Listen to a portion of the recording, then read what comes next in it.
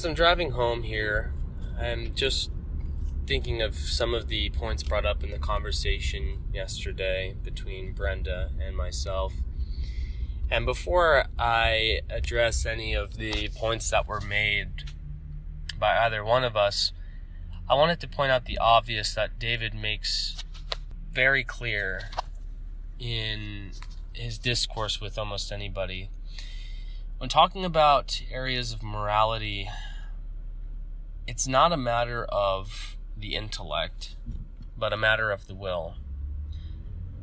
And as David says, where there's a will, there is a way. And I think that this is an obvious explanation as to how somebody who claims to have logic, like Brenda does, can also simultaneously deny basic logical conclusions from totally valid arguments. This explains how somebody like Brenda can just ignore vast swaths of the scientific communities, which he purports to follow very closely as an empiricist, and deny the definitions that they give for when, say, something like a human being begins. This is an explanation as to why they can utilize language, level the accusation that their theistic opponent doesn't understand basic words or concepts, but then admits from their own position that things like words, concepts, language are in fact mutable and can be changed over time. This is the absurdity and the schizophrenia of atheism as a whole. It's a complete throwing up of the hands and saying, I want things my way, and I will say and do anything, even if it's inconsistent with how I behave and things that I've said in the past, in order to justify or give a reason for my position. I will equate reasons with actual anchored justifications. I will level accusations against my opponent that I myself have committed time and time again, and I will refuse to take basic syllogistic arguments to their logical conclusions. Now, I dropped in the comments a number of definitions for things such as ad hominem, spontaneous abortion, when human life or a human being is begun or created. All of these things are points in my favor, of course, but Brenda doesn't really care about that. Brenda doesn't care about the definitions of those things, because Brenda is only interested in propping up his own position at any cost, regardless of what kind of logic, reason, or integrity he has to throw out the window in order to do so. He has made himself his own God. He has made himself the final judge of what is right and what is wrong. This moral relativity is really just that. At the end of the day, it doesn't matter if Brenda prefers some societal norm or abnormality. It makes no difference, because at the end of the day, if moral relativity is all there is, then I don't care what he has to say.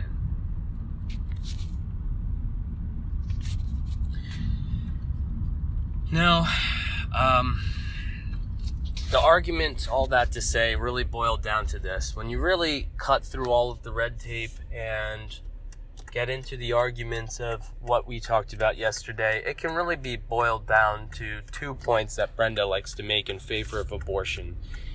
It's not so much that life begins at conception that this is in question. He admitted, at least to some extent, that this is the case.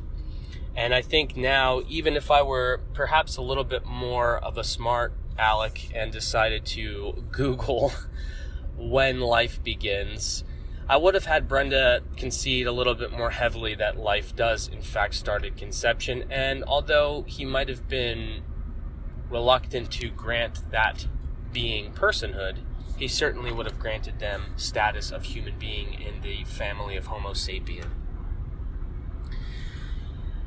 So that's not really the issue. What it comes down to that Brenda thinks gives the pro-murder or pro-abortion side the upper hand is, number one, bodily autonomy for the woman, and number two, the level of dependence that the child has on its mother.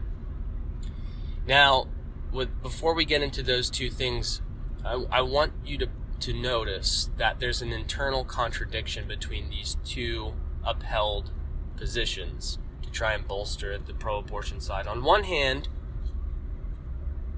Brenda wants to say that it is the woman's body, and so therefore it is her choice. But on the other hand, she acknowledges that the baby is there inside the body and is dependent on the woman, and so therefore they have the right to terminate it. But wait a minute, Brenda, I thought that this was solely her body, and yet you're telling me that there is something else there that is foreign to the woman's body.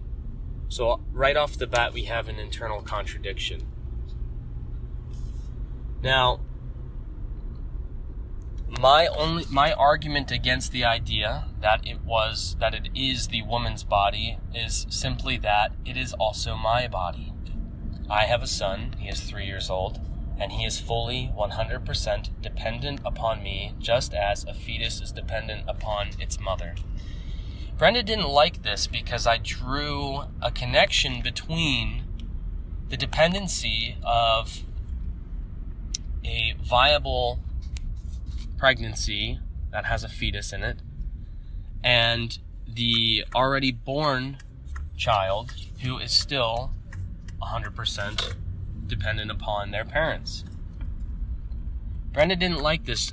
He drew some sort of weird arbitrary distinction between the kind of dependence, I guess one being that the baby inside the womb is dependent upon the nutrients, and the other being that it's not dependent on the nutrients, and so therefore there's a lesser form of dependency. But I would actually argue, now I'm not a woman, and only women can get pregnant, and I would have to talk to my wife about this, but I would venture to bet that even though my wife has been pregnant 3 times, and it has been strenuous on her body all 3 of those times, before, during, and after the pregnancy, that my wife would also say that there is a type of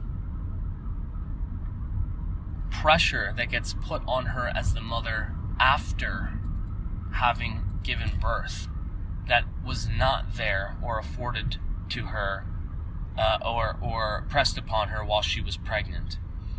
So if I can just kind of elaborate, a woman has all types of physiological problems that come along with being pregnant, maybe uncomfortabilities, etc. But the woman's body is meant to take on this pregnancy, and although it might be uncomfortable, they're meant to survive this and also to provide for themselves and the baby.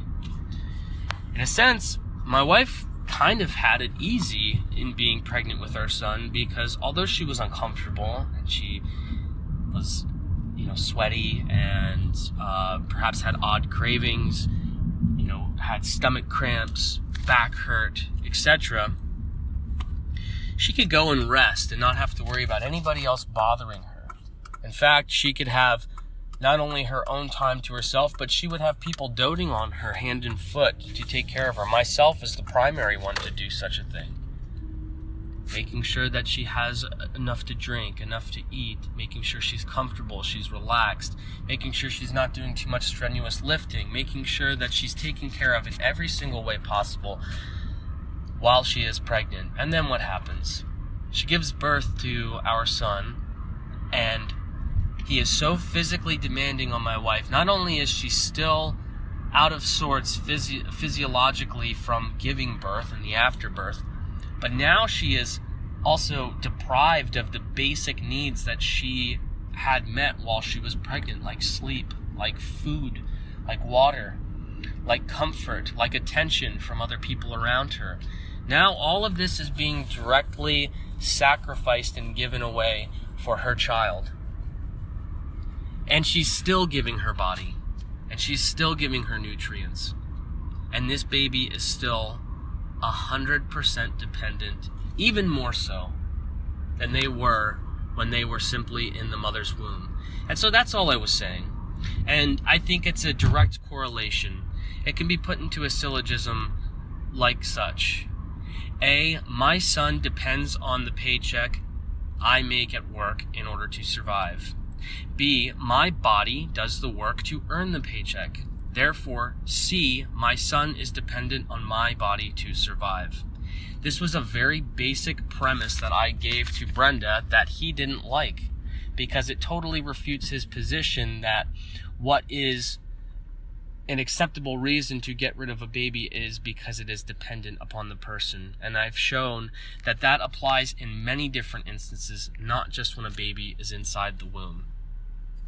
I'm sorry, Brenda, if you don't want to be consistent with that, then that's okay. But don't expect people to buy into your bullcrap, okay?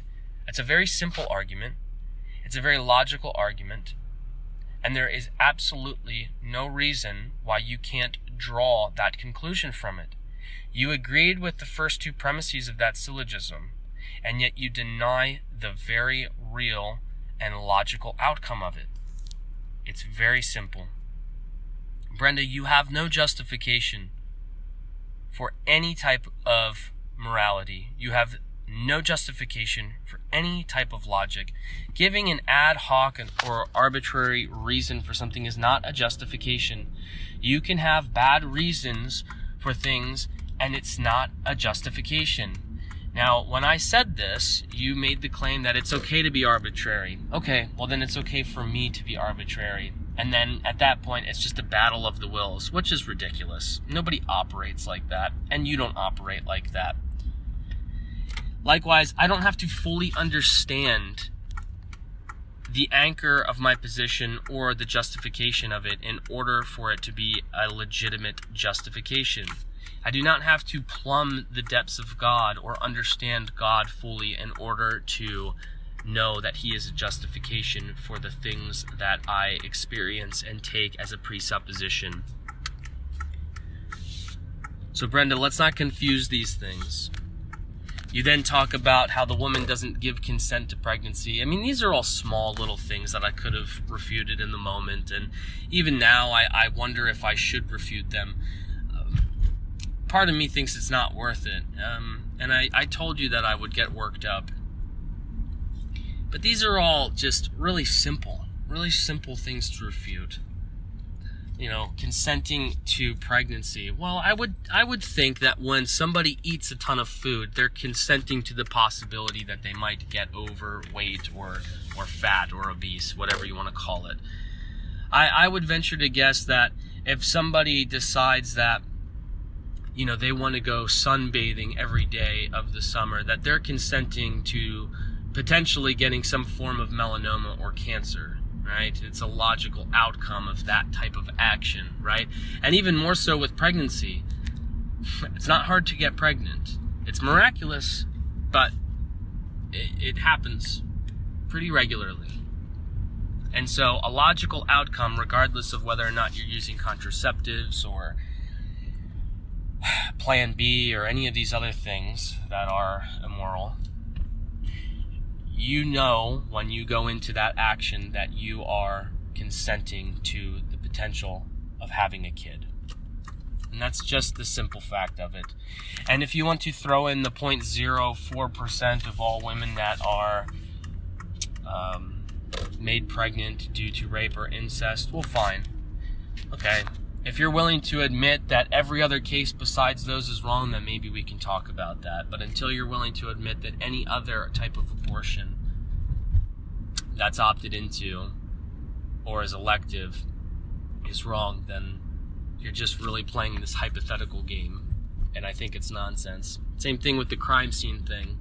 I would be willing to grant you that we should we should investigate a crime scene for every miscarriage, if you're willing to admit that it's actually murder. Otherwise, you're just playing stupid hypothetical games, and you don't want to deal in reality. And this is a real situation. Women get abortions for no more than not wanting to be bothered with a baby. And they want to have sex, and they want to control other human beings' lives because it benefits theirs. It's nonsense. So, all of this being said, after having rambled on for almost 20 minutes, there's much more I could say. Perhaps David will give some type of an analysis for it. The real crux of the issue is that, Brenda, you've made yourself God. And you're a very puny God. You're a very illogical God. You're a very inconsistent, incompassionate, and petty God. And I think that, you're in a lot of trouble if you're going to rely on yourself for salvation. And may Christ have mercy on both of us. Forgive me for my attitude and my aggression, although I will not apologize for dispassionate aggression when talking about the murder of innocent children. Although I myself am unable to display aggression dispassionately, I think that there's justification in righteous indignation when talking about the lives of innocent children. Nevertheless, I ask for your forgiveness if I offended you in any way, which I'm sure that I did. And hopefully we can be cordial from here on out, but I would guess it's probably unwise for us to venture into another conversation like this. Take care, God bless you, and thank you for anybody who listened to the debate. Just remember, it is a life at the moment of conception. Christ loves everybody with the same amount of dignity. We are all equal in our dignity, though we might not be equal in every other area. God bless you all, and pray for me.